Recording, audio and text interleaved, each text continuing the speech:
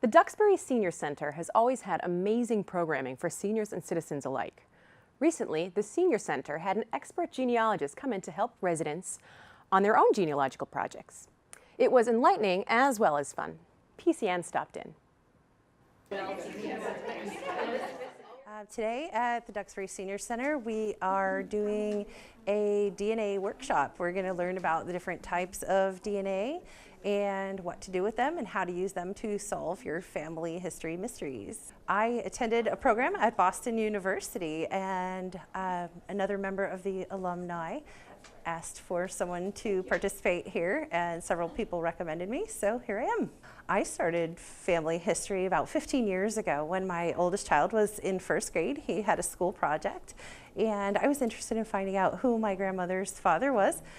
So I figured it out shortly thereafter, and now 15 years later, I figured out that my answer was actually totally wrong 15 years ago, but I love collecting cousins. That's probably one of my favorite things to do. I think my kids kind of exemplify a good reason to learn about it. There are multiple reasons. As a kid, I honestly didn't have much interest in history at all. I did it because I was a good student.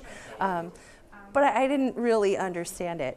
And when I began doing genealogy, I realized that history is real. And these are our ancestors. And now my kids have a total passion for history. They know a lot more about history than the average person because they've learned it through the eyes of their ancestors. It's important to know where we come from. I can already see a lot of excitement. I've had a few questions this morning.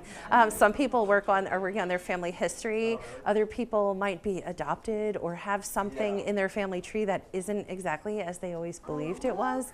So I hope to help those people on their adventure to learn more about their own family. I love senior centers. I teach at a lot of senior centers, and my favorite part is actually not teaching them, it's hearing what they have to teach me. I've heard some amazing stories that you would just never even imagine. I met a man who was raised in a polygamous community in Africa once by the head wife. That's not something you're going to do home at your laptop. So this is really exciting for me to meet all these new people with great stories.